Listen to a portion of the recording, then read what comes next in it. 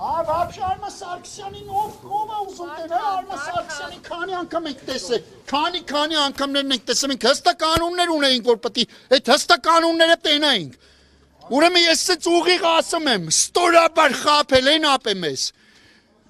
Մեզ այստեղ խոստացել են, որ երկու շաբթի օրը հստակեցված է, բայց բանը հստակեցված չի, այդ դու ասա ժամը։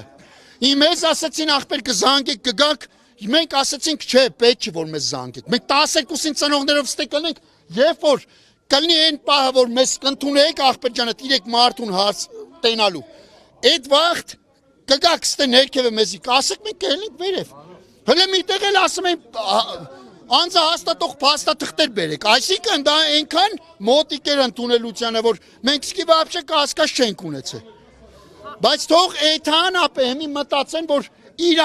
իրանց խոսքի տերը չեն, ինձ հիմա չի հետաքրքրում վերևից նստած իրանց ինչ են հրահանգե ու դառեն վեկալում իրանց վրա, թե իրանք են գալի ասում այդ ամեն ինչը, ինձ вообще որ սենց կոպիտ ասած կասնուտ չի անում, թող էթան իրանք մտածեն, որ խոսքը իրանք են տվել։ Ուրեմն իմ ծնողը իմ հերը լավ բառ էր ասում էր ապե քանի բառը բերանումը տա ինքնա քո գերին։ Հենց բերնիցդ հանեցիք դու ես իրա գերին։ Հիմա սրանք հանել են գերի են ընկել չեն կարում իրանց տղամարդկությունը պահեն։ Բա այդ ոնց ասեն, կարա խոսք եք տվե խոսքի տղեկ եղեք, կարա։ Իսկ ինչ մնում Արման Սարգսյանին տենալու, Արման Սարգսյանին չկա տենալու։ Բայց ներողություն Արման Սարգսյանը նաև միջգերատեսչական մարզանցում։ Արման Սարգսյանը вообще մեզ չի էլ հետաքրքրում քուր։ Հասկացանք, որտեվ Արման Սարգսյանին բազմիցս տեսել ենք։ Մեզ հետաքրքրում էր 3 կառույցի մարդիկ, 3 պաշտոնյա մարդիկ, որ այդ մարդկանց հարցեր ունենք տալու, մենք Արման Սարգսյանին հարց չունենք տալու, ախպեր, դու ֆրցնելով գցելով ջեբներս չի կարելի, չէ։